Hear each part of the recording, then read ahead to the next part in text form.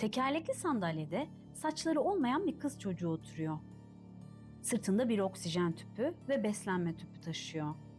Tüm aksilikler onunla. Kas hastalığı, epilepsi, görme bozukluğu, işitme kaybı ve zihinsel gelişim geriliği var. Doktorlar onun 20 yaşını bile görmeyeceğinden bahsediyor. Ama o büyüyor ve bir gün ortadan kayboluyor. Tüm bunlar bir annenin kendi zihninde kurduğu ve tüm dünyayı inandırdığı bir manipülasyonun hikayesi.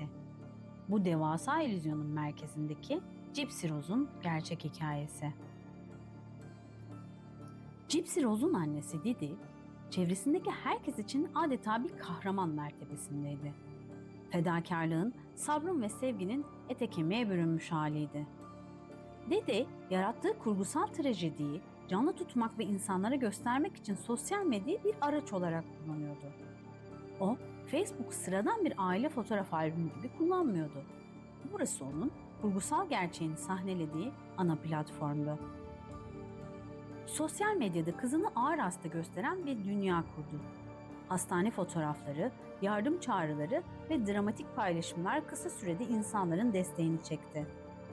Zamanla bu görünüm, bağışlar, ücretsiz imkanlar ve sürekli ilgiyle beslenen bir sisteme dönüştü. Bu trajedinin tam ortasındaki Gypsy Rose, annesinin ellerinde bir kukla gibi şekillendirilen, kendi kimliği, doğum tarihi ve hatta biyolojik gerçekliği çalınmış bir çocuktu.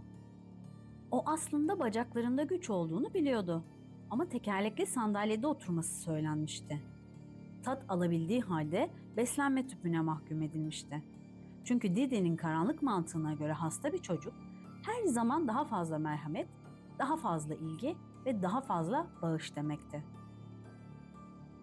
Sanılanın aksine Gypsy'nin babası Rod Blanchard hayattaydı ve kızını terk etmemişti. Her ay aksatmadan $1200 nafaka gönderiyordu. Fakat Didi adama karşı da aşılmaz psikolojik duvarlar örmüştü.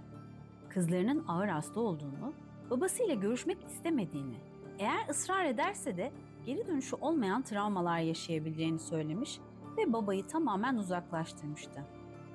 Zaten babasından gelen paraları da Gypsy için kullanmıyordu.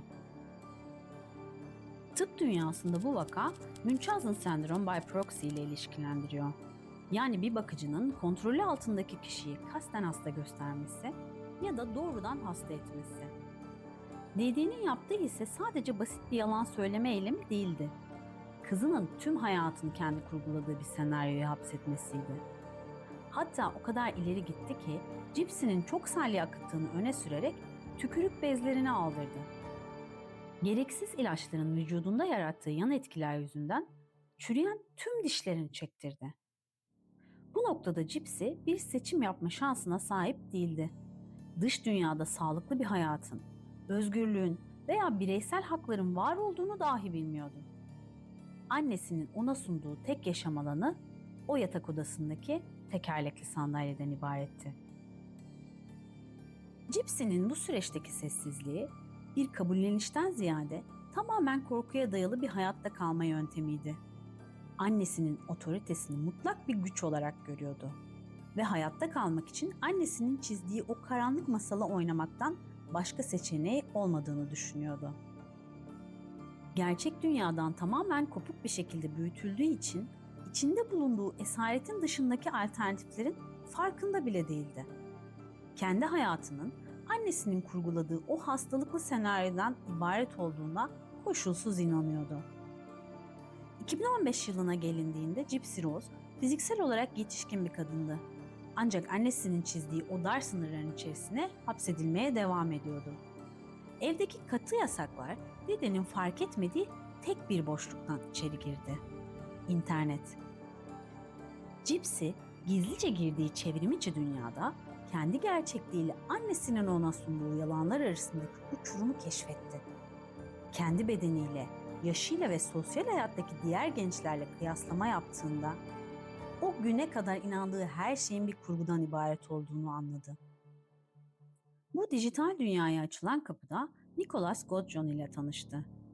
Nicholas, Gypsy gibi sosyal çevresi kısıtlı, kendi karanlık dünyasında yaşayan biriydi.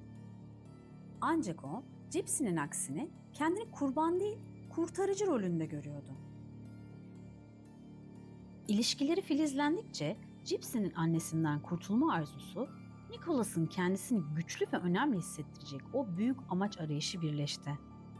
İkisi de Didi'yi ortadan kaldırmanın bu kurtuluş için tek yol olduğuna ikna oldular. Gypsy için hayatının geri almanın tek yolu bu karanlık ittifaktan geçiyordu. İkilinin internet yazışmaları zamanla bir aşk mektubundan ziyade bir yol haritasına dönüştü. Nicholas bir kahraman olma yanılgısıyla hareket ederek tüm kontrolü eline almanın peşindeydi. Gypsy ise sadece özgür kalmak istiyordu. 2015 yılının o boğucu Haziran gecesinde kelimeler bitti ve eylem başladı. Nicholas, Gypsy ile yaptıkları plana uyarak gizlice eve sızdı. Yıllar boyunca kızının yaşamını haplara, makinelere ve kurallara bağlayan bir annenin yaşamını elinden aldı. O evden uzaklaşan ikili için artık yeni bir perde açılmıştı. Ancak Gypsy'nin yıllardır üzerine yapışan o çaresiz kurban maskesini yırtıp atması, dünyaya özgürlüğünü ilan etmesi gerekiyordu. Ertesi gün Didi'nin binlerce kişiyi uyuttuğu o meşhur Facebook sayfasında kısa ama ürpertici bir gönderi paylaşıldı. Bu tek cümlelik mesaj, o güne kadar sayfada kurgulanan dualar, melek emojileri ve ajitasyonla dolu sevgi sözcükleriyle taban tabana zıttı. Ne bir imla hatası vardı, ne de hastalığa dair bir iz. Sadece çeyrek asırdır biriktirilen saf, soğuk bir öfke okunuyordu. Takipçiler ve komşular henüz bunun acımasız bir şaka mı yoksa hesabın ele geçirilmesinin olduğunu tartışırken hemen ardından eylemin vahşetini anlatan ikinci bir mesaj daha geldi. Bu artık bir yardım çığlığı değil, geri dönüşü olmayan bir isyanın ilanıydı. Paniğe kapılan komşuların ihbarıyla polis o evin kapısını kırıp içeri girdiğinde sadece cansız bir bedenle değil, 24 yıllık tıbbi ve tiyatronun trajik finaliyle karşılaştı. İçeride Didi Blanchard yatıyordu. Ancak herkesin hayatından endişe ettiği, ilaçları ve tüpleri olmadan birkaç gün bile yaşayamayacağını düşündükleri tekerlekli sandalyedeki o kız çocuğu, Gypsy Rose evde yoktu. Olay yeri inceleme ekipleri delilleri toplarken, dünya medyası da çoktan hasta kız kaçırıldı manşetleri atmaya başlamıştı. Fakat kimse birkaç gün sonra o sorgu odasında yaşanacakları ve 24 yıllık yalanın nasıl saniyeler içinde çökeceğini tahmin bile edemezdi. Polisler o kısacık Facebook mesajının IP izini sürdüğünde sinyaller Wisconsin eyaletindeki bir eve, Nicholas'ın adresine uzandı. Ekipler o eve baskın yaparken günlerdir ilaçlarını alamadığı için ölmek üzere olan tekerlekli sandalyede çaresiz bir kız bulacaklarını sanıyorlardı. Ancak yakalandıklarında polislerin ve tüm dünyanın şoka uğradığı o an yaşandı. Kamera kayıtları çalışmaya başladığında odaya kendi ayakları üzerinde hiçbir destek almadan sapasağlam yürüyen genç bir kadın girdi. Tekerlekli sandalyesi yoktu. Oksijen tüpü de yoktu. Uzamaya başlayan saçlarıyla tamamen sağlıklı gözüküyordu. Yıllardır süren o kurgu, o sorgu odasında atılan birkaç adımla saniyeler içinde paramparça oldu. Polisler gerçekleri kazıdıkça tablo daha da korkunçlaştı.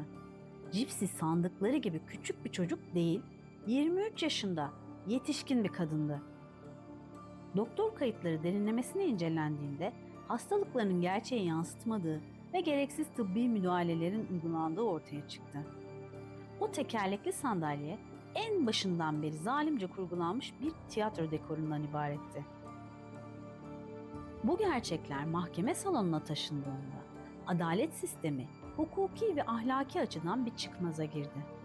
Kendi gerçekliği elinden alınmış, bedeni ve zihni istismar edilmiş bir insanı nasıl yargılamak gerekecekti? Gypsy Rose, savunmasında maruz kaldığı o ağır istismarları merkeze aldı ve savcılıkla anlaşarak 10 yıl hapis cezasına çarptırıldı. Ancak onu o esaretten kurtarmak için gece eve giren ve eylemi fiilen gerçekleştirilen Nicholas, ömür boyu hapis cezası aldı.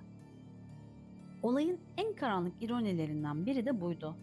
Kurtarıcı rolüyle yola çıkan Nicholas, bugün hala ömrünün sonuna kadar kalacağı o dört duvar arasındayken Gypsy cezasının 7 yılını tamamlayarak 2023 yılının Aralık ayında tahliye oldu. Gypsy, bugün kendi sesiyle konuşan, sosyal medyada milyonlarca takipçisi olan, röportajlar veren ve hayatını kamuoyu önünde yaşayan özgür bir kadın. Hapisten çıktıktan sonra yepyeni bir hayat kurdu ve yakın zamanda kendi bebeğini kucağına alarak bir anne oldu. Kendi çocukluk travmalarını kırarak bir çocuk yetiştirmeye çalışıyor. Bu vakayı daha detaylı incelemek isterseniz, olayı saniye saniye dramatik bir dille işleyen Hulu yapımı ödüllü The Act dizisini mutlaka izlemelisiniz. Olayın gerçek belgelerini ve röportajlarını görmek isterseniz, HBO yapımı Mommy Dad and Dearest belgeseli muazzam bir kaynaktır. Ayrıca Gypsy'nin kendi gerçeğini bizzat anlattığı The Prison Confession of Gypsy Rose Blanchard belgeseli de hikayenin diğer yüzünü anlamak için çok güçlü bir arşiv sunuyor. Artık anne Didi hayatta değil. Geride ise hala cevaplanmamış tek bir soru kaldı. Bir anne bunu neden yapar? Bu tarz vakalar ilginizi çekiyorsa kanala ücretsiz abone olarak büyümemizde bize destek olabilirsiniz. İzlediğiniz için teşekkürler.